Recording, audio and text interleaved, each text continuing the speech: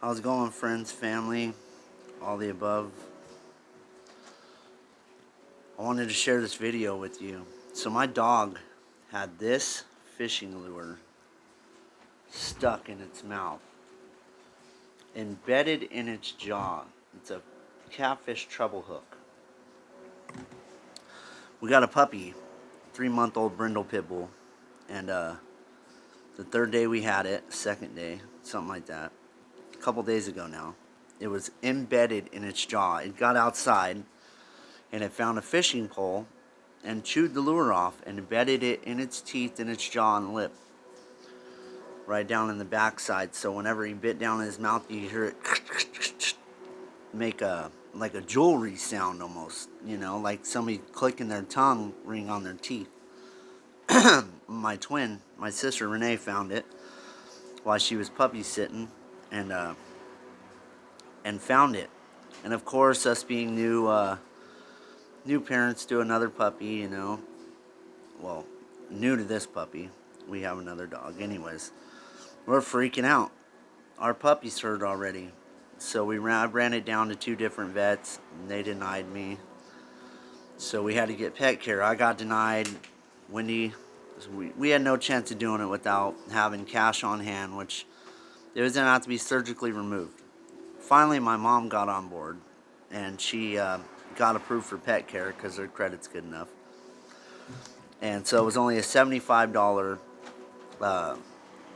visit fee, initial fee. So we were able to afford that by the grace of God. And so we were taking the puppy down. I had him on my lap. I felt the lure. I felt it there. And I was holding him on my lap, and I had this Bible, my study Bible, next to me on the back seat in the rental car. And we were going down to the Chula Vista Veterinary Clinic. And I was holding the poor little fella on my lap. His name's Moses, by the way, and he's adorable. And I was telling him, like, don't mess with it. And I kept praying, God, please help us with this puppy, with this situation.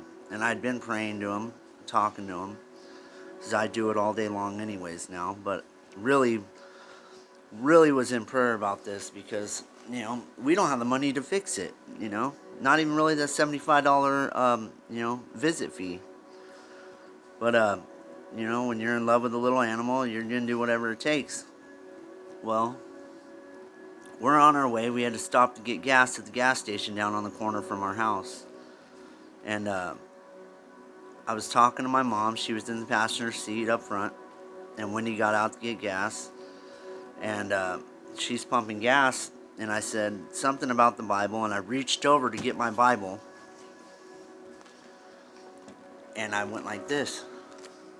And it was sitting on top of my Bible, warm and moist from his mouth.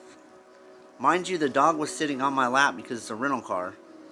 And my mom would freak out about him being on the furniture.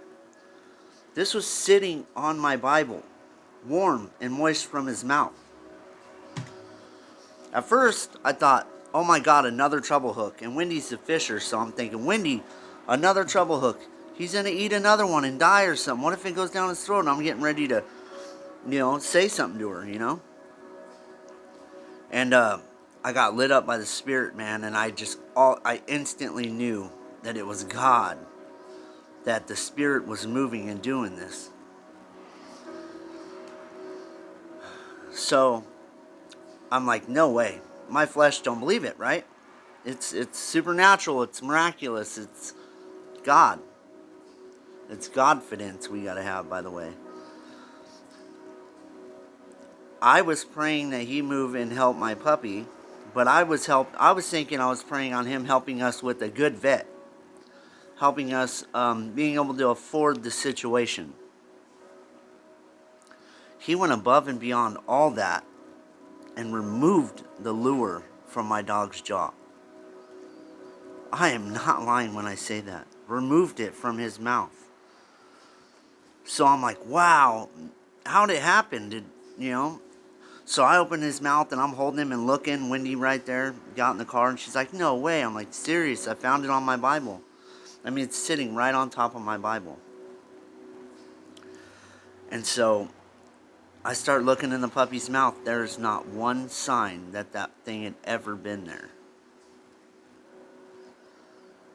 And I got tears in my eyes, and I just cried out to God, thank you, God. And he lit me up so hard. There is nothing in this world impossible for God. But it takes faith and obedience to activate anything of the Lord. I'm trying to stress to you guys that are struggling and suffering or going through stuff in your life, like Wendy and I were. We were drop dead, hopeless drug addicts. Had been. I was on parole, supposed to be doing good, blah, blah, blah, the whole nine. I was still loaded all the time. We finally made the conscious decision with a contrite heart that we didn't want to do it no more and give it to God because of my suicide attempts and because of all the nonsense, that he took it from us. When you have no reservations for something no more, when you go to him with the absolute down and out, contrite, serious, sincere heart and ask the Lord to do something for you, he'll do it. Like the Lord, like Jesus said, if you ask and have enough faith, your faith can move mountains in my name. It's true, man. It is so true. There is nothing above God. God can do anything and everything. But it makes sense, right? He created this place. Yes, the devil runs it. The devil stole the birthright from Adam and Eve. Adam, when he deceived them as a serpent in the Garden of Eden with the tree of knowledge, the forbidden fruit, and he won the birthright. And that's how he can plague and run this world like he is. See, this world was never supposed to have any chaos, mayhem, murder, lust, perversion, anger, anything of sin in it. It was supposed to be a heaven on earth. It was supposed to be perfect, love, peace, all the time. No drugs, no chaos, no traffic, no mayhem, no man-formed, man-made perception or problematic events in this world that human mankind has created.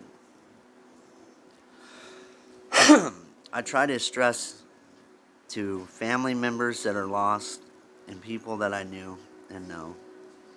See, I removed everybody from my life. I have no friends no more. Only family members and church members are my friends and family. I don't associate with anybody I used to. And I just don't have any common interest with anybody anymore. See, when I was born again, I was truly born again. God changed me all the way to where I didn't remember combination codes. I didn't remember where anything was. I didn't remember what I owned. I didn't remember what I liked. My food tastes aren't the same. It's beautiful is what it is. But it's crazy. In this world, in this flesh, it's absolutely crazy. But that's the Lord. It's the Lord loves us like crazy. Like that song is, reckless love. He's got a reckless kind of love. I was nobody that had anything coming from anybody on this planet.